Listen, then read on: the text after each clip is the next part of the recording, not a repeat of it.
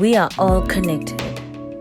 So join me as I talk to like-minded people about topics that are appropriate to the current times we are living in. My name is Lerato Shabalala and this is Relevant. Hello, South Africa and everybody beyond our borders. Welcome to another episode of Relevant with me, Lerato Shabalala. I'm incredibly excited to be talking to my next guest today. I think he is a phenomenal individual. Remember, you can catch this podcast on Spotify as well as Apple Podcasts. We're also on Iona and Player FM.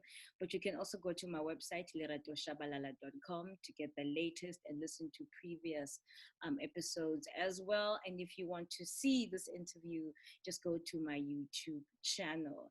As I said, I'm really excited about our next guest. He, like me, is a journalist. He is a phenomenal individual who has really made a big splash in terms of headlines, in terms of stories. He is the editor of African Times. He is the president of the Forum of Journalists for Transformation, and he has been nominated for every kind of award you can think of. From the CNN Africa Journalist of the Year Award to the Vodacom Journalist of the Year to the City Press Journalist of the Year. So he's very, very highly acclaimed. Please help me welcome Mr. Piet Rampedi. Piet, how are you? Lerato, thanks very much for having me, and good afternoon to your listeners. Thank you so very much. So Piet, both you and I come from that once revered institute called the Sunday Times. I was there for about 5 years editing Sunday Times Lifestyle, and of course, you were there for an incredibly long time. And I think what is really, as an investigative journalist, I think what is really fascinating for me, and something that I was thinking, what do I start off with you, is as journalists, we are often taught that you never insert yourself into a story. You're never at the center of any story. And recently, I would even say over the last 4 years, you have become at the center of the story yourself. How is that for a journalist, to find yourself being the story, to find yourself being interviewed, and to find yourself having people having opinions about you and writing columns about you? What is that like as a journalist? Look, it's something that you obviously do not have control over as a journalist, but I can tell you, Lerato, that very few journalists would actually prefer to be a story. I ended up being a story or being spoken about, not because that's what I wanted, but it has been more about the kinds of stories that I do, and secondly, what would have happened after those stories. So sometimes you find that people are excited because I broke the story, but people sometimes are also not entirely happy because I broke a story about people that they like, and the story would have been casting them in a negative light. So sometimes you find that people have already adopted an attitude towards you and those stories. When they write media reviews, those reviews are negative, or they say a lot of things about you. Sometimes, you also have people who are excited about those stories, and the review is positive. So I would say that over the past 5 to 6 years, I had been under the spotlight mostly because of the stories that I do. And sometimes you've got people who think that they like your work because you give them what they regard as alternative perspectives to news coverage, and while others are saying no, but the fact that you're not following a dominant narrative means that there should be something wrong with you. So I've been treated like that by mainly my media colleagues, and sometimes even by ordinary people. But it's not something that bothers me per se, because I don't think we're in journalism to please each other. I think we're there to inform the public and give them the news as we see them. And for me, the mistake that you would want to commit as an individual is to try and allow your personal opinion to determine the news, or try to do journalism simply because you want a sense of belonging, and you avoid what is really a story simply because you want the people who are covering other angles to like you and see you as one of them. I don't think that's what I wanted to do. Yeah, I think you mentioned such an important thing, because I realized that in 2016, when my book, The Way I See It, came out, and people were really divided down the middle, and it was based on an extract that had been in the Sunday Times. They could have chosen any other extract, but they chose that particular one. And as I said at the time, people have to sell newspapers. So in a sense, you kind of go, okay, you found the low hanging fruit and you use them. So that's also okay. And I also realized what you were talking about um, not it being a popularity contest. You know what I mean? You being there to do a job and to go it with whatever the truth is. Essentially, that's what we, I think, as journalists, try to strive for, which is being on the side of the truth. And so, I guess I want to start at the beginning, because I think a lot of stuff, if you go online, you'll be able to find a lot of stuff on Beat Everybody. But I think that it's nice to be introduced to the man properly. So, how did you become a journalist? You know, I want to know, what were the things that pulled you towards the profession, and were there people whose names you revered, so people whose work you revered, people whom you love reading? How did you end up choosing journalism as a career? Look, I would say I started, developing interest in journalism when I was in grade 10. I attended my high school in Limpopo, in Zanin. And around that time, until I was in grade 10, my interest was actually, like many other people in the rural areas, was to become a lawyer. And most of my teachers were saying that you make a good lawyer because you're good in history, you're part of the school debating team, and your English is relatively good, so we think you must do law. But when I was in grade 10, I started, listening to a lot of news, especially on radio, SABC, indigenous language radio stations. So I started developing a lot of interest in current affairs, and then I also had a lot of people saying to me, "But you seem to like news so much. Have you heard about journalism?" And that was my English teacher then, a man called Mr. Stava, who said, "No, have you heard about this course?" At the time, I was not necessarily clued up about it. But what they did was that he then gave me a career book called A to Z of Careers. I said, no, Okay. read it and then understand what's happening about journalism. I went through that book, and then I could also see that there were other institutions which specialized in it, especially the former Technical Northern Gauteng. So I started researching about it, but the final decision took place when I was in grade 10, at the beginning of grade 10, simply because they arranged a tour to the SABC's headquarters in Joburg. So we went there as a group of matriculants, and we were given that tour, and then I met some of my childhood idols, the news presenters for Spedi TV News.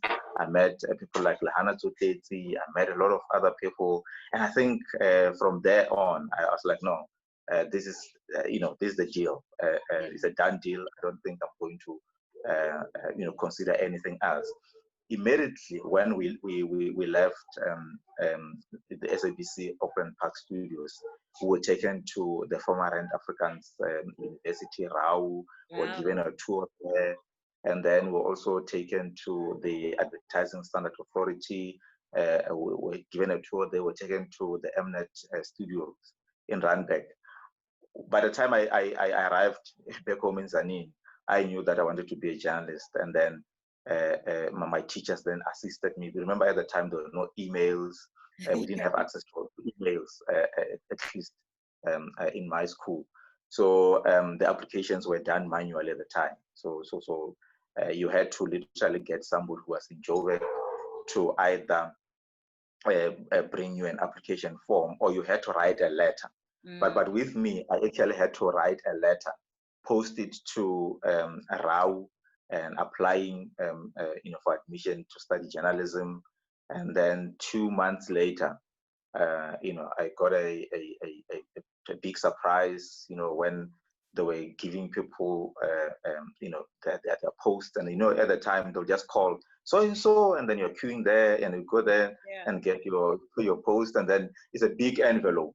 When I opened it, those were application forms for RAU, and then I filled in the forms, returned them as soon as possible, and then I was admitted.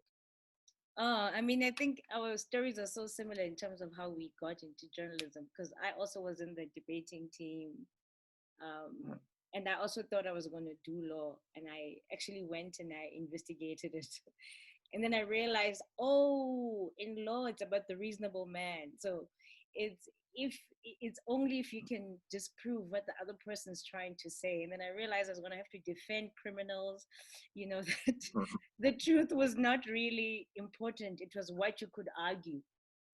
And then I was like, it's not for me, and then I heard that you had to be in school for like 7 years and they'd pay. I was just like, no. And I also happened to stumble upon journalism in that way. Like in my last year in matric, I thought, okay, I need to make a decision. And I had been reading newspapers. My father used to buy the Sunday papers, and we'd sit on a Sunday in Soweto, Ezola, reading them, me, my sister, my entire family.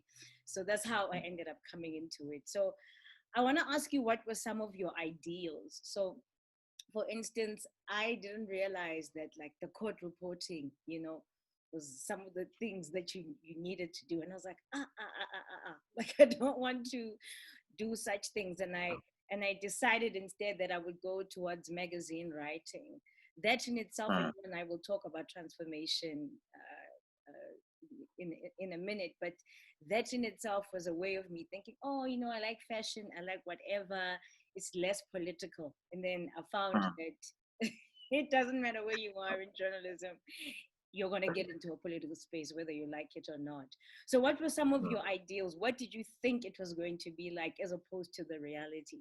Because I think everybody, when they go after a career, they have a vision in their mind of how it is going to be. And then there's the reality.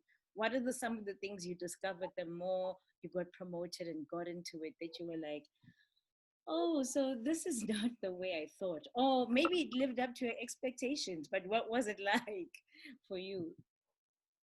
No, I think what I had in mind when I became a journalist, or I studied towards journalism, in the old days, you had news presenters, those guys that you saw sitting there in the studios and reading news, and they were like, celebrities, and their faces were beamed all over the billboards whenever you traveled, and they were like real celebrities. I mean, you wouldn't speak about Lehana Totezi, in my community at the time, especially among the elderly, and have a single one of them saying, "Who's that?" So for me, I was looking forward to becoming this TV news presenter, sit in the studio, and little did I know that journalism was actually more than just sitting in the studio and then being a celebrity and being somebody who inspired young people because they see your face on TV every night. When I eventually graduated and started practicing as a journalist, I realized that TV news presenting was actually different from journalism. I had expected to sit in the studio and read news. I was told, no, this is not how it works. In actual fact, those people are news presenters. You are a journalist. You are actually a field reporter who will be sending you out there to go and cover stories. And guess what? The first story that I covered as an intern, and then I was shadowing at ETV, a guy called Faisal Cook. I don't know whether you still remember Faisal Cook. Yes, yes. He was a TV reporter at the time. So the first story that I joined him on was actually a strike in Alexander. You remember the time, in fact, not even Alexander, it was in Soweto. You remember that time there was a group. No, it was. Remember that time there was a group called the Soweto Electricity Crisis Committee, led by Trevor Ngwan. Yes. Yeah, those guys who used to march all over Soweto and then trying to prevent people from the municipality from cutting off electricity and then causing a lot of mayhem. So I went with him, and when those people started, marching there, police came and started, throwing tear gas at them. It was just chaos, and for me, it was like, no, this is not what I bargained for. and I remember when I got to the office, I was, a bit shaken, and I was like, but really, is this what I want to do? Yeah. But the more I spent time at ETV and then going out with them, my next assignment I was with Kali Maestri. We went to Alexander, and then I remember they were like, no, don't want to try sports as well. I went out with Edwin Khaswe. When we came back, it was like a Bafana press conference. Like, nah, this is not what I want. I'm gonna sit there with this guy. It's a boardroom, and they interview these people. They come out. I was like, no, this is not what I want. I mean, the action that I got exposed to in Alexander and Soweto, that's what I want to do. And then the next story, I think I went to the Pretoria Magistrate Regional Court with I don't know whether I still remember Ndibeng Machibela. I went there, and then she was covering the Sambo case. You remember that Sambo case, the corruption involving people's pensions. Yes. And then she was I was like, nah, this is the real thing for me. This is what I want to do. I'm not gonna go and enjoy sports or do other things. It's not as bad as I thought, because I was in court, and then we listened there, and then she came out, did a piece to camera. I'm like, no, this is what I can do. But initially I was a bit concerned, because it's like, no, this is not what I bargained.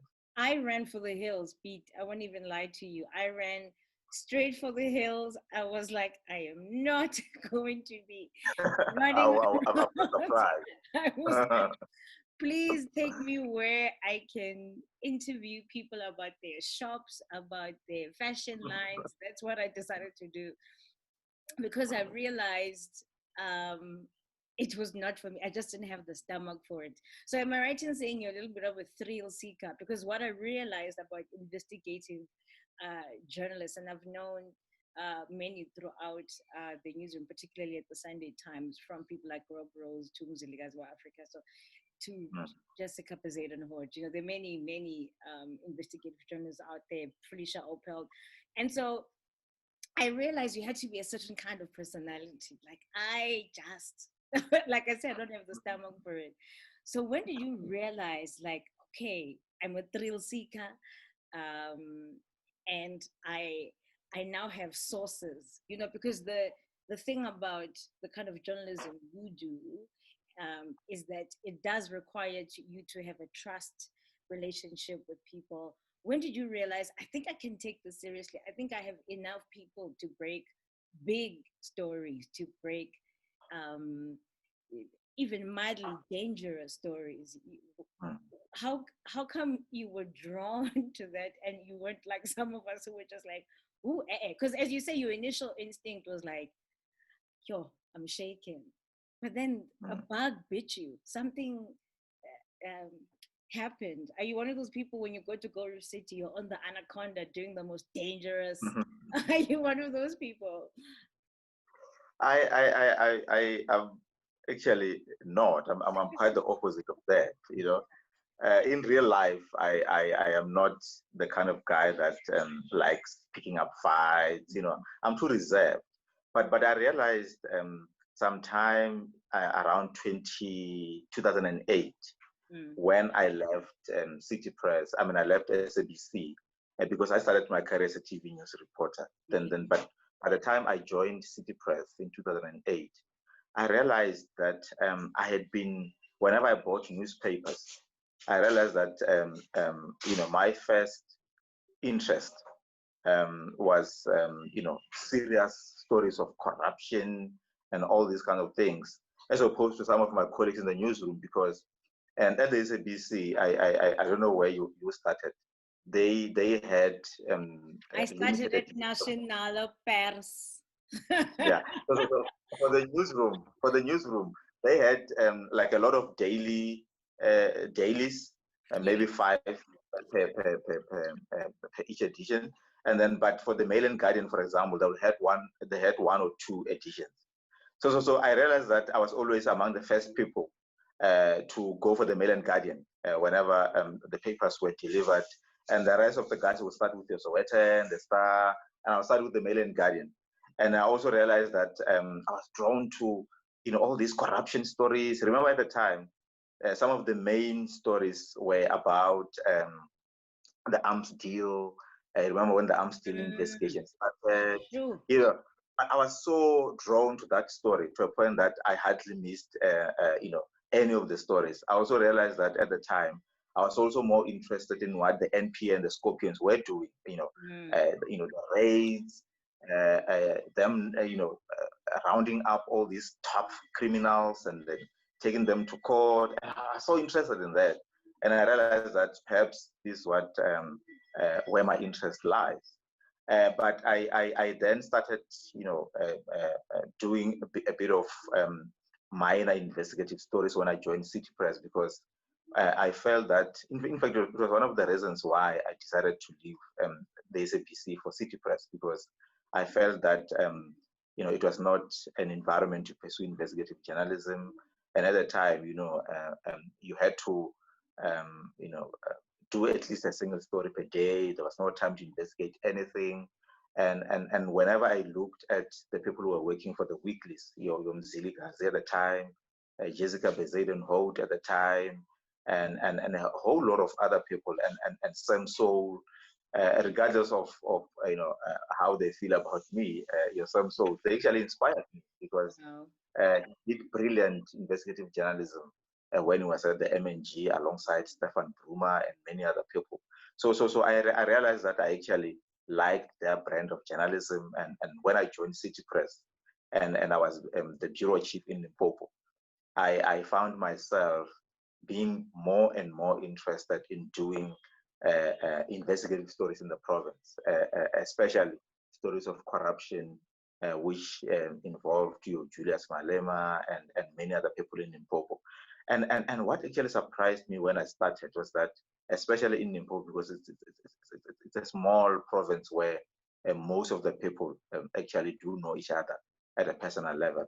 I realized that whenever they heard that I was investigating something which had something to do with Julius Malema at the time, and he was the provincial secretary of the ANC Youth League, the majority of them would appear surprised, and they go like, "No, but I sure want to investigate this story." And for me, it was like an ordinary story. And then I realized that perhaps I've got the qualities of pursuing investigative journalism on a full-time basis. And I also realized that regardless of his threats or name calling, and especially at media press conferences, I was not deterred, and I wasn't just as touched as many people would feel when they were insulted in front of their colleagues.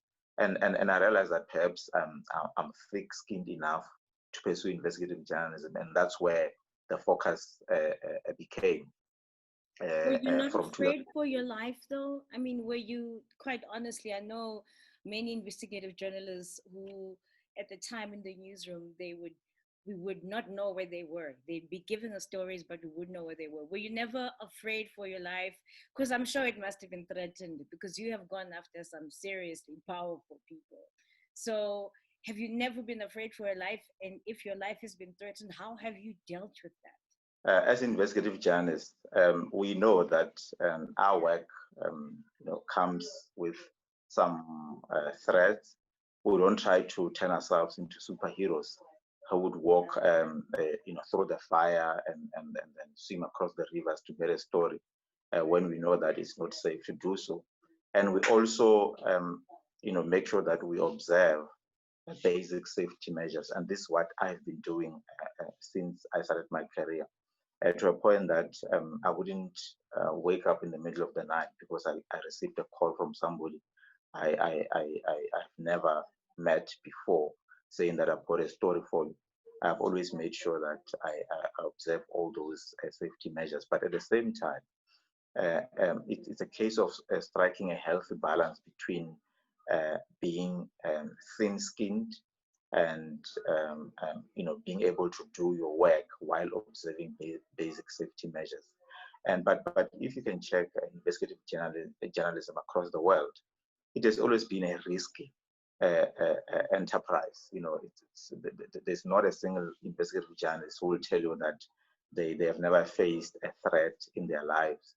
It will either come from the people that you are investigating or their supporters. Because remember, investigative journalism, unlike normal ordinary journalism, you are dealing with the powerful. These are the people who are the decision makers in society, and whether you're talking about government officials, whether you're talking about senior politicians, business people, these are the people who have got access to money, whether it's their personal money or money from the state. They can take you to court all the way from the magistrates court to the constitutional court, and then they've got limited access to public funds. They can sue you using government funds. They can take you from pillar to post. So you make sure that even when you do your work, and you are not as clumsy as other people can be and easily get away with it. But because it's a risky thing, you always expect to be threatened. I mean, I remember when I was in Limpopo, but it's not things that we talk about from time to time as investigative journalists, because we don't want to be part of the story. When I was in Limpopo, there was a time when I was doing investigations into corruption in Limpopo, which involved businessmen linked to Julius Malema. So there was a time when I was personally threatened, and there was a time when City Press had to arrange a bodyguard for me. And then I spent about 3 months with a bodyguard, being escorted from one place to the other. And it was because I had received real threats. City Press arranged, got a security consultant to assess the threat analysis around me, and then that analysis came back positive. And then because I had, within a space of about a month, received endless death threats, I went to the police station, I opened cases, and there was a time when I had a car literally following me from one spot to the other in Polokwane in the middle of the night. There was a time when I was forced to actually drive against oncoming traffic in Polokwane because there was a car which was following me, and for about, it had followed me for about 10 kilometers, but from one side of a town to the other. And I turned and then started driving against oncoming traffic. So all of those were taken into consideration. They appointed a security company.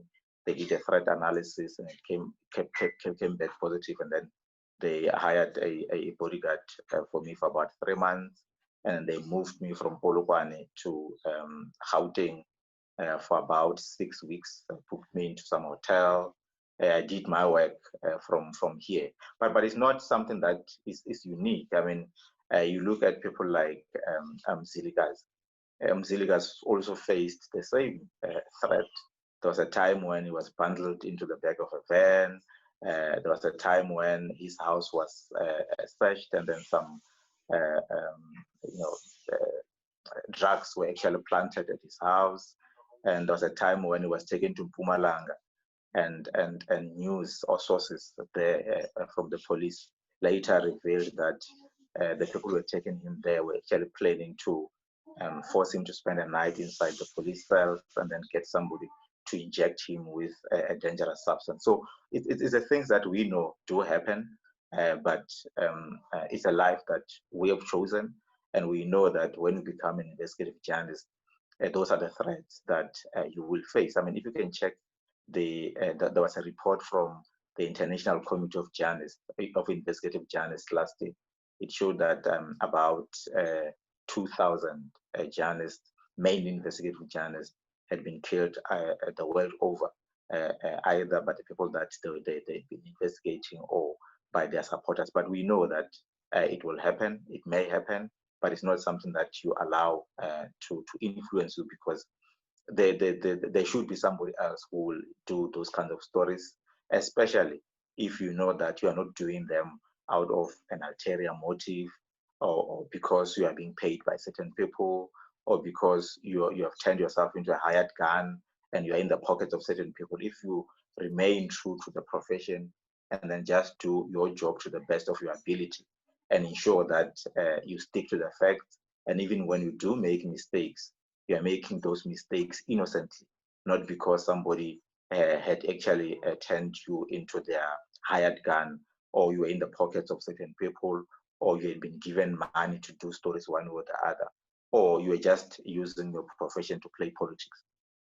So I think you've mentioned some really important points that I want to touch on, which is the whole thing in journalism that they call payola. And payola is where the music executives were paying magazines to have them write about their artists and put them on covers, or whether, as you say, it's a certain investigative journalists who were paid to address a particular narrative. And I think what has certainly happened with you is that you have become somebody who your reputation has been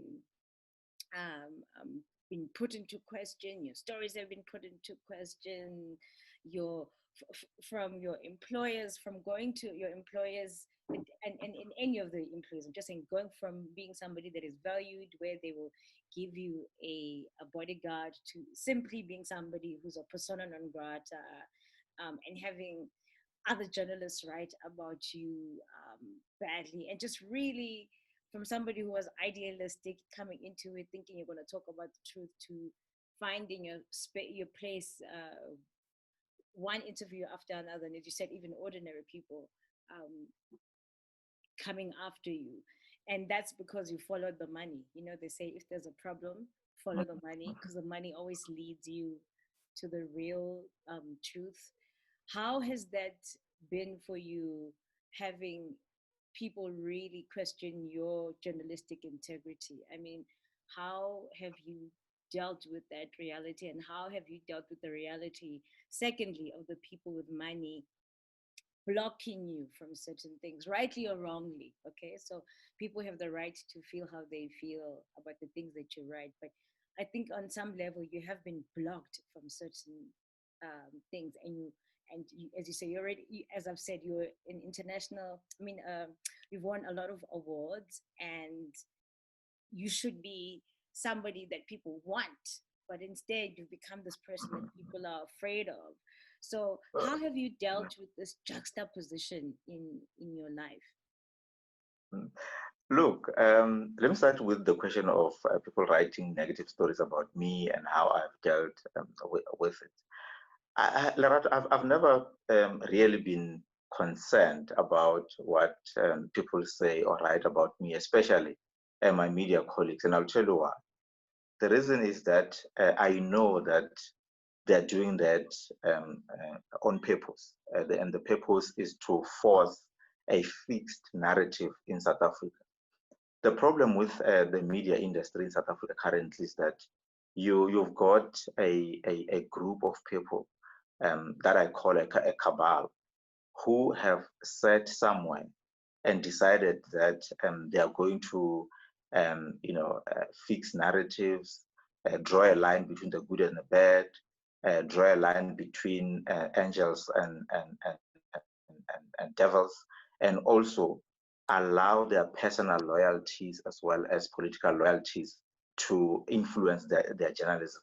In the eyes of these people, there are people who are inherently good, and there are people who are inherently bad. Regardless of what you do, regardless of the fact, if they believe that Lerato is a good person, they'll never see anything bad about you. If they believe that somebody else is a bad person, or is a bad leader, or is a person who doesn't have a reputation, they'll never see anything good about those people. And for me, that has been the problem because it deprived ordinary South Africans of good journalism. It deprived people of their right to know and be informed without any distortion. So what I realized is that I was a good journalist. I mean, since my career started, I've won about between 5 and 7 awards. Whether I talk about CNN, whether I talk about Vodacom twice, City Press, Media 24, I've won almost all of these big awards. I was a very good journalist in their eyes until I started writing stories about the rogue unit, which exposed Minister Pravin Gordhan and other people. Because at that point, their journalism was portraying mostly Black people as inherently corrupt, unable to govern, people of low morals, people who didn't know how to do things, and people who lacked innovation, and people who were tenderpreneurs, not entrepreneurs. For them, that was the narrative, and that narrative was fixed. When I started doing investigations and my stories proved that that narrative was actually flawed because there were also private sector companies which were involved in corruption, and I exposed that, whereas most of my colleagues were focusing on the public sector. I investigated the SARS rogue unit, which proved that actually white people and people of Indian origin at SARS were actually guilty of setting up an illegal unit which they used to harass taxpayers and accept kickbacks. Since that day, Eldorado, I never knew peace because in their eyes, I was betraying an unwritten rule, a golden rule that will only investigate private sector corruption and that mostly Black African people were actually corrupt. And I knew right there that I had actually pissed off a lot of my colleagues. They started painting me with a black brush. They said I was being used by the state security agency to fight so-called good people at SARS.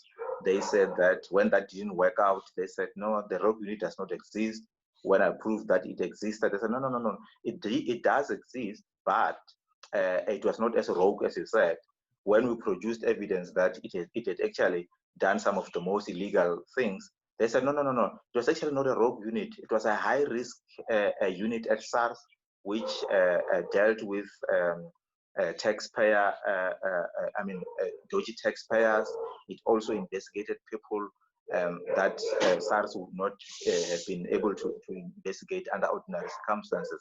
But for me, that was neither here or there, because the reality of the matter was that that unit had existed, but their problem, which is still a problem even today, was that the people who were implicated there were the people that they held in high regard, and that's Minister Pravin Gordhan, and the people who were actually part of that unit were mostly white people.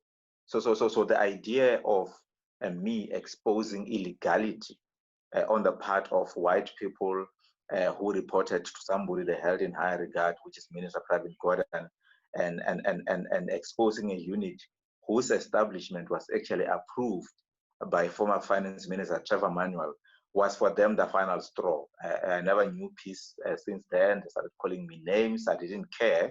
And when the story proved to be true, supporters of Minister Gordhan then approached Sunday Times, the management at the time, and asked them to force out the editor, Felicia Oppelt. The management refused.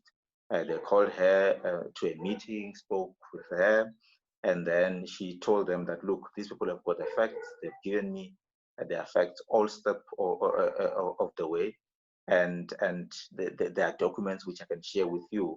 They realized that she was not backing down. They suspended her. They then said they were putting her on precautionary suspension. They wanted to investigate certain things. And then when that didn't work out for them, they then manufactured some scandal and accused her of having cost the company 5 million rand Why? Because Business Times at the time had reported on a story based on an investigation done by the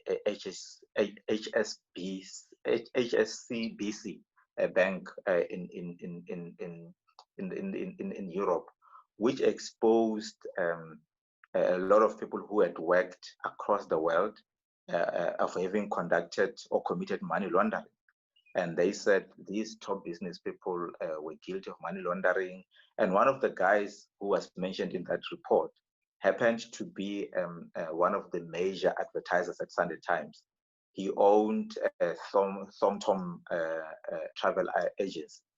And then that travel agency apparently was spending about 5 million rand a year on the Sunday Times travel page. Yes, So the Thompson's is guy a huge advertiser for the travel pages and the lifestyle section. exactly. So that person said he wanted Sunday Times to track the store, or he was withdrawing his adverts, and we wouldn't spend money on the Sunday Times anymore.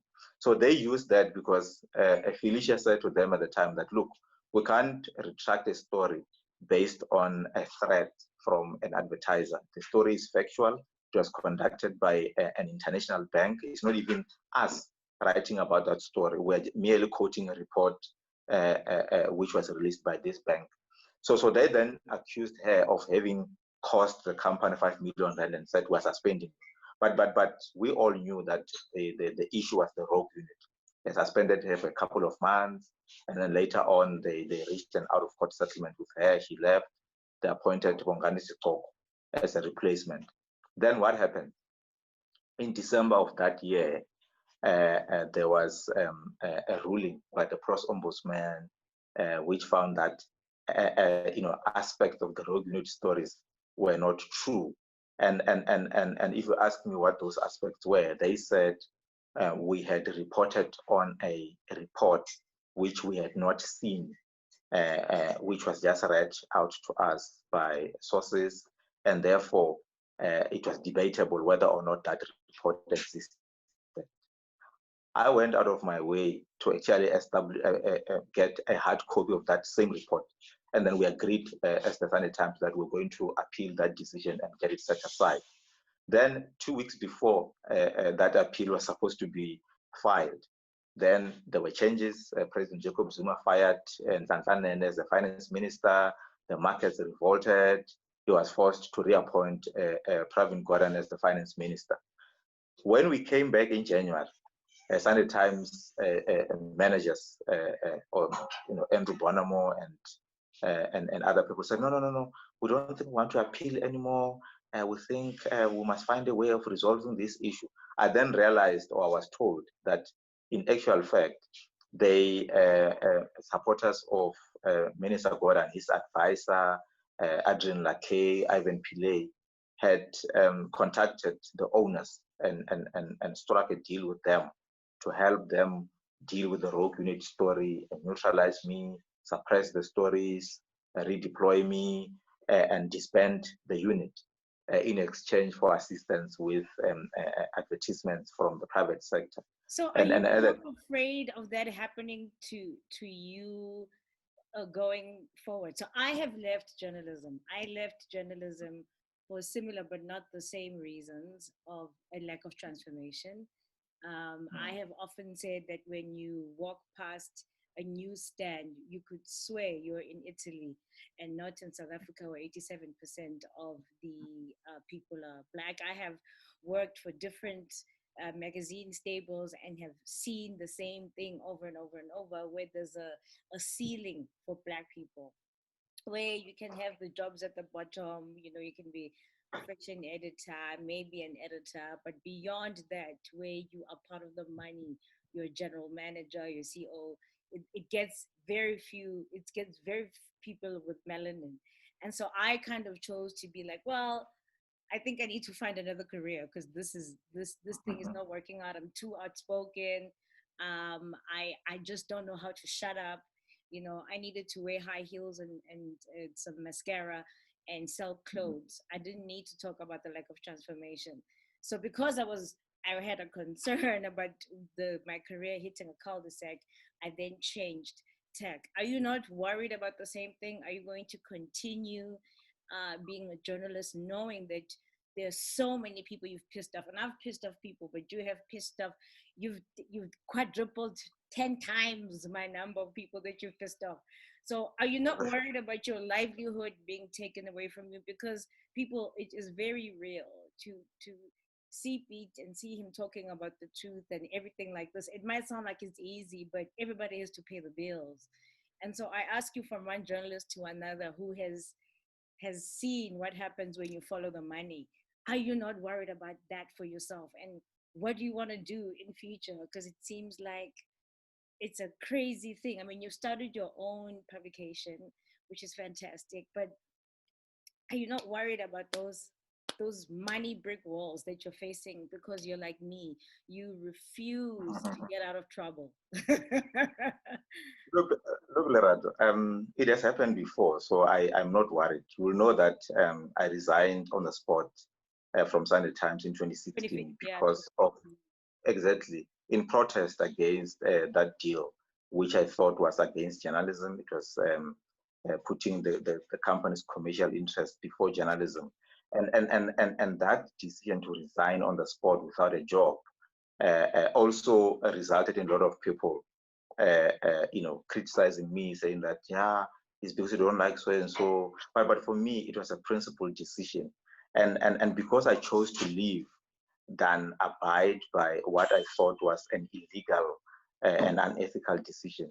That's why most of the people who support Minister Gordon have still not, forgiven me. But it has happened. For 3 years. I left mainstream journalism. For 3 years, I started doing my own businesses out there. I hustled for 3 years, even though I knew that I was actually more than qualified for the kind of things, or the things that I was doing. And even though I knew that I was more experienced and qualified and competent than most of the people who were occupying editorial positions in the newsrooms, I wasn't worried. I left it. I started my own paper. SARS was used to destroy it. I was given, some, clumsy assessments which were not necessarily in line with what the company owed.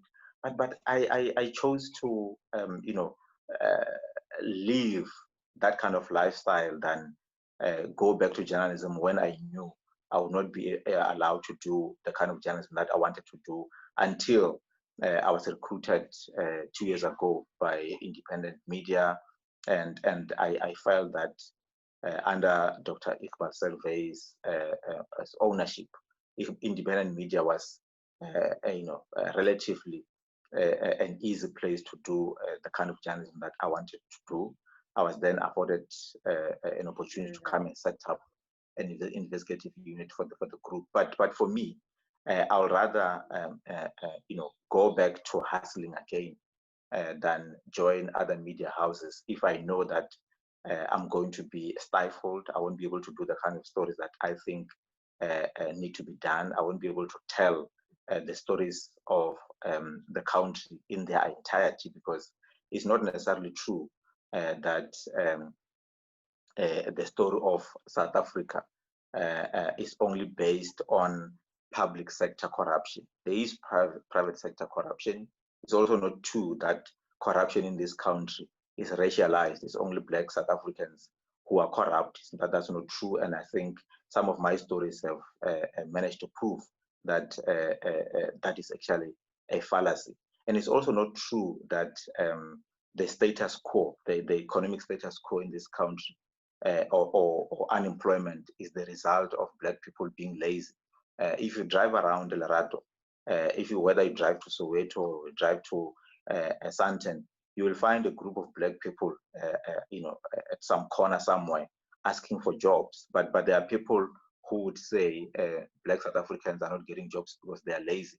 Why will Lerato wake up in the morning and stand in the sun there throughout the day, hoping to get a good Samaritan who would offer them a peace job if they are lazy?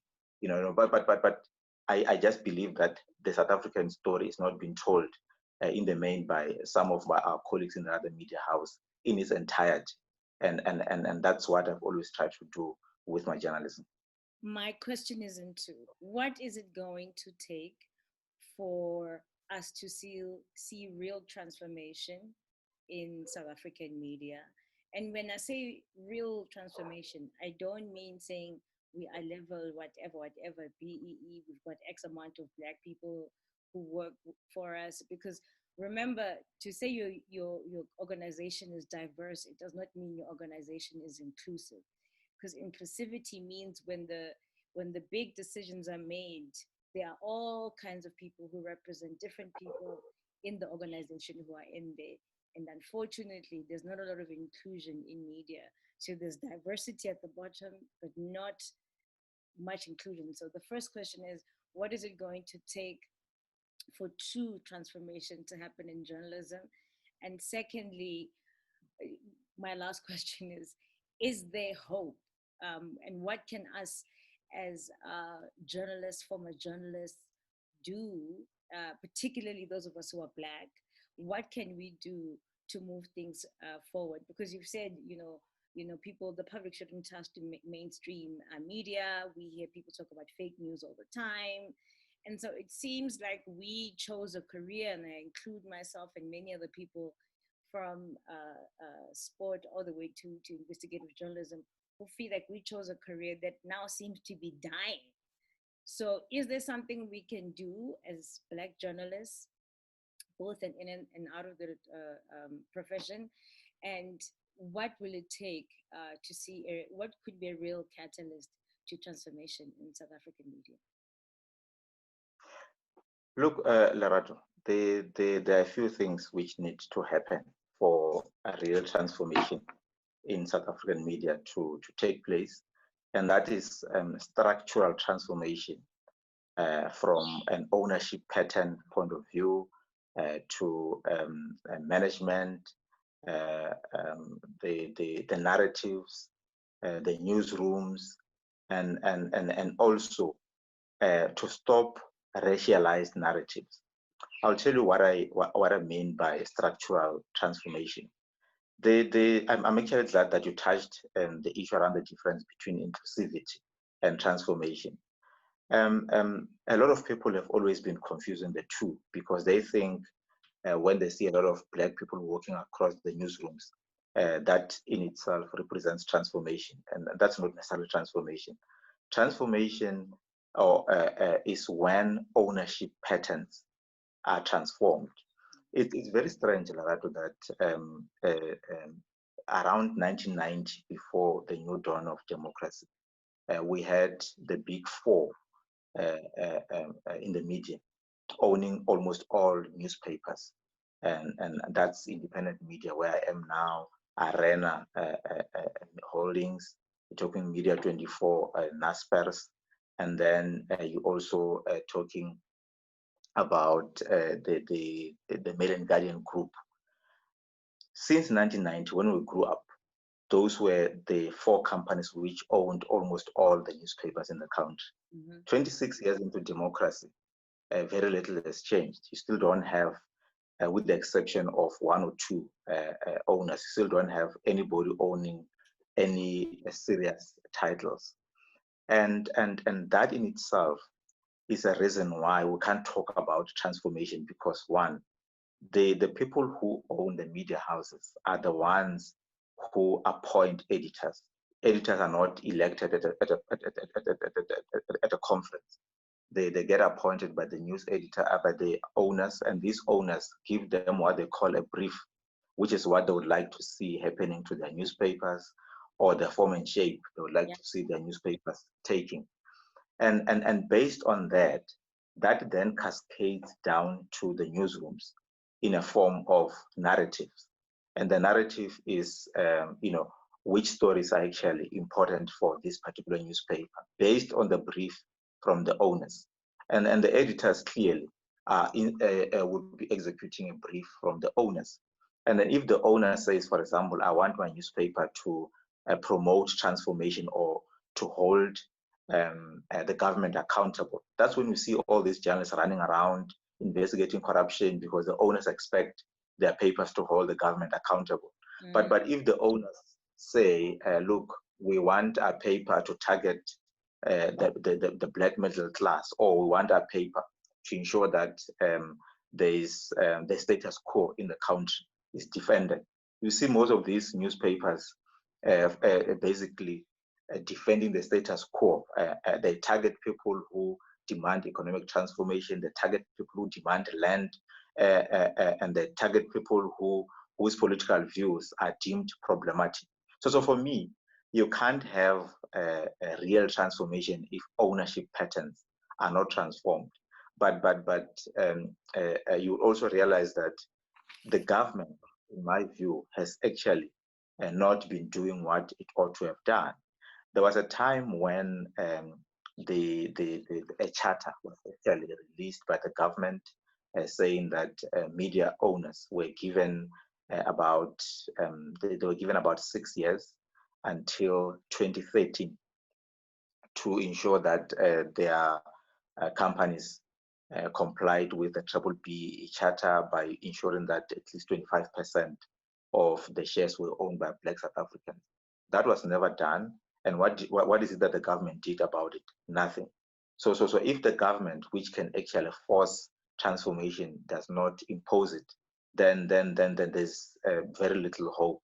And secondly, even when we have private people like you and I establishing their own media houses because they don't want to be included or accommodated, the reality of the matter is that the value chain or the private sector advertisers are still majority of them white.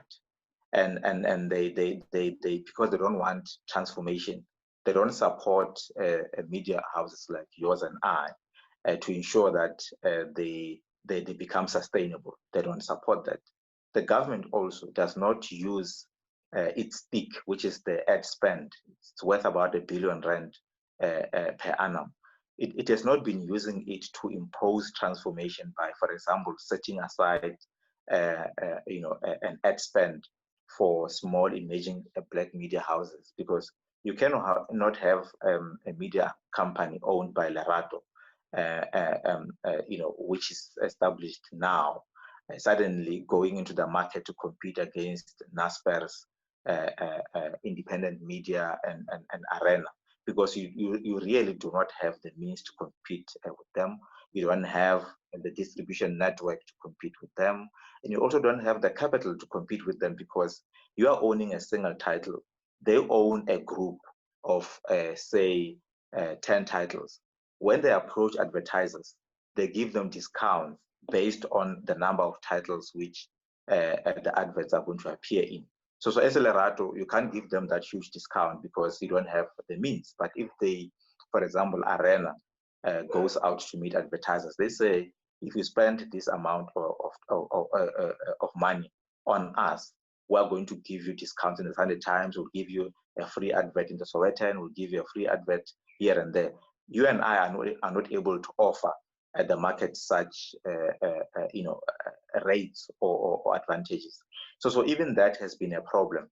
And the other reason is that even some of the people who got appointed in our newsrooms, Black editors, they've not been helpful a lot, because the majority of them, at least in my view, do not appear to have transformative agendas of their own. They seem to be just happy to be given a position and then maintain the status quo. Even when they are editing newspapers, you don't get a sense that this paper is now edited by a Black person. You still see anti-Black narratives. You still see headlines like, I'll give an example. Recently, I was laughing with one of my friends because there was an incident in Cape Town where landless people identified a piece of land and went there and erected the sheds. I mean, almost all the headlines the following day were saying land invasion. How could you call landless people who have erected shacks because they were victims of storms somewhere else, land invaders, when one, to begin with, that is even a municipal piece of land, but in a country where, according to the last report, 13% of this country as people who are white are actually controlling more than 70% of land. Nobody has been writing stories about land redistribution problems. Nobody's been writing stories about the fact that Black people are still crammed in the townships because they don't have access to land. All they do is to wait for those Black people to invade, to occupy a piece of land, and they are called land invaders. But the people who own the majority of the land in the country, some of whom do not even use those pieces of land, are never labeled land occupiers or people who are hogging the land and they don't want to share it with their fellow Black South Africans. So, but that you can see that we're still having a problem, because even when we have Black editors occupying those positions, it doesn't, in most cases, translate to fair narratives which reflect Black people as human beings, Black people as innovative. Because as I say, not everybody, people are happy to stay out of trouble to get a paycheck and go to Dubai on holiday. So we can't all do the same thing. I guess my last question to you, Pete, is: do you have any regrets throughout the last 6-7 years? A lot has happened, and it's affected you in all kinds of ways. And while, as you say, you are the assistant editor at Independent Media, you do have African Times. But is there anything that you regret, that you're like, oh, I shouldn't have said that, or I shouldn't have done that, or you're just like, I did what was right at the time? Um, what's your feeling about everything that has happened, knowing that your story is still long, you know? Look, Lerato, I regret nothing whatsoever. In fact, I'm satisfied with what I've done or said over the past 6 years. I'm content with my journalism. I'm content with the stories I've broken, and if given an opportunity, I'll actually do more, than what I have done. What I think ought to be happening, Lerato, is that people need to understand that journalism is not a career where you want to do stories because you want to be liked. I don't think of money. I don't expect to be liked by everybody. But there are stories which need to be told because, one, they are a true reflection of reality. Two, they're in the best interest of the country. Three, they should be told without fear or favor. And the fact that they are a source of information for ordinary South Africans to be able to decide what is it that they want to do with their own lives. For example, I see my job as that of feeding people with information to help them take key decisions.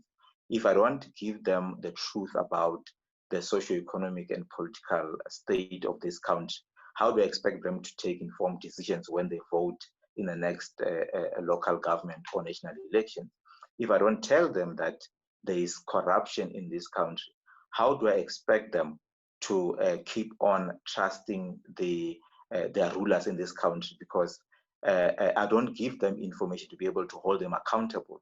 How do I expect them to then engage with their rulers from an informed point of view if I don't give them information? But I know that journalism is a career where the elites or the decision makers have got direct interest, either because they're spending public funds advertising in the media organizations, or their friends or their business associates are actually investors in those media companies. So they have got a direct interest, but it's not a career that you can do because you want to be liked. Hence, I've not really, been worried about what people say about me. But what is of interest, Larab, is that the majority of the people, in fact, all of these people who have been saying a lot of things about me, can never give you one single incident where I was found wanting by a court of law or where I was forced to write a front page apology. All my stories have always been solid. They just don't like the fact that the people being exposed are their favorites. They don't like the fact that the narrative being pursued is not suitable for their socio-economic and political needs. They also don't like the fact that the people who are being held accountable are the people that they want to portray as saints who are not capable of doing anything wrong. And they also don't like the fact that you are giving people alternative narratives. They want to tell the country a single dominant narrative, which is that one, this country, in the past, in fact, until President Cyril Ramaphosa became the president, their narrative was that the country had gone to the dogs, the country was a center of corruption, and that black people were actually messing up everything in the country. The same people today, they want to sell a narrative that everything is rosy in the country, nothing is wrong, and then people are complaining about the same things which they were writing about some time ago. I actually disgruntled people who don't appreciate what the good that the current leadership is doing. And then if people complain about lack of land, they want to say these people do not deserve land because they were previously given land and they misuse that piece of land. But the rest of the matter is that we know land redistribution has never been done as extensively as it should have. And we also know that the levers of the economy in this country are still in the hands of the majority white people. You look at the quarterly labor force survey, it will tell you that unemployment is still rampant in this country. As we speak now, 2 million people have lost their jobs, and the majority of those people are actually blacks. Whether you look at the employment equity statistics, they keep on saying that the majority of the people who are in charge of our companies or the industry in this country are white males. But these people are not intending to write those kinds of stories.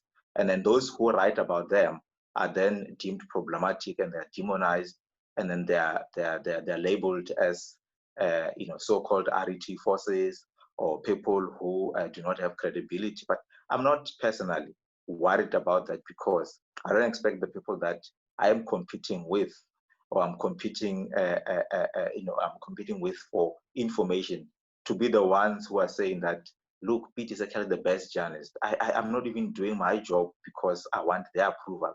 For me, I value the approval and judgment of readers because these are the people that I wake up in the morning and strive to serve. I don't really get concerned about what my media colleagues are saying, especially if the things that they are raising can't be taken to court and I'm found wanting, or they can't present alternative facts.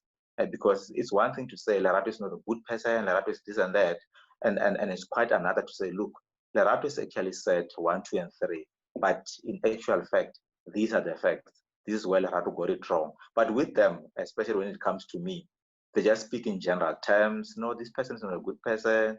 Piet is this and that. But for me, I am really not worried because if you can go on social media now and check the reception that my stories receive compared to the one received by some of my own rivals or competitors in the media, you will see that people don't even believe those people. You will see that people don't trust what is written by those people. But these are the same people who want to come out and say, no, but Piet doesn't have credibility. But their own stories are not credible to a point that ordinary people do not believe them. And these are also the same people who, when I broke the story about the PPE corruption, the initial 2 weeks, they were saying that, no, we're not sure whether these stories are true. 3 weeks later, they were all over the show, running around and then writing about the same stories, even plagiarizing some of those stories without crediting me. But they will never go out there and say, no, we're actually following up on Piet's story. For them, they like my work. They don't like me. But it's neither here nor there because I'm not doing my work to get their approval or to satisfy them. I'm just doing this job to make sure that the country remains informed and that people are given information which is credible, information which is not distorted, information which is not politically motivated, and information which is not sanitized. They're just getting it raw as it is to help them make informed decisions. Well, he has no regrets. He's here to serve you. And if it's a stone or boulder, Piet Rampedi will move it to get to the truth, um, just so you can decide for yourself what's what. So whether it's the CR17 campaign or the SARS rogue unit, or indeed the PE scandal that we had here, PPE scandal that we had here in South Africa during the this COVID-19 pandemic, he will go and find the truth and serve it to you, and it's up to you to decide what to do with it. Piet Rampedi, thank you so much for joining me today on Relevant. It was a great conversation. Great to speak to another journalist, at least one who's in the trenches more than me. Long may you keep fighting, and thank you for this time. Lato, thank you so much. And just my parting shot there, you just reminded me of the fact that the people who keep on saying that I am not doing a good job, I'm not a credible journalist. Over the past year, since I came back to mainstream journalism, the stories that we're mentioning, the CR17 bank statements, the PPE scandal, the story about the president misleading parliament, and many other stories. These are the stories which I broke alongside my colleagues Mzi and Karabo. And these are the stories which have been hogging the headlines. They're just coming up with alternative angles. But those are the stories which we broke.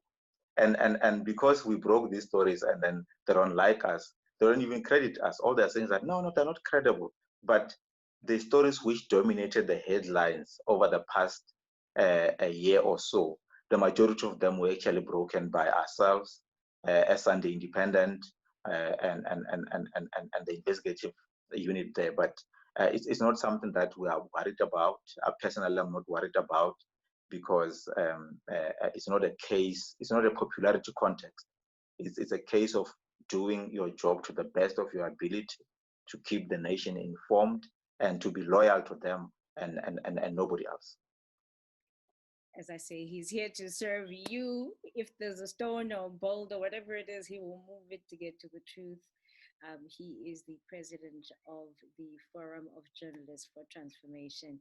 Thank you so much. Keep fighting the good fight. Thank you so much, Pete, for joining us. My pleasure, and thanks for having me. Cool. Remember, you can catch my conversation with Pete on my YouTube channel. Go to leratoshabala.com to also watch it. And don't forget to subscribe to Spotify and Apple Podcasts. Relevant is on every week. We will chat soon. Bye, everyone.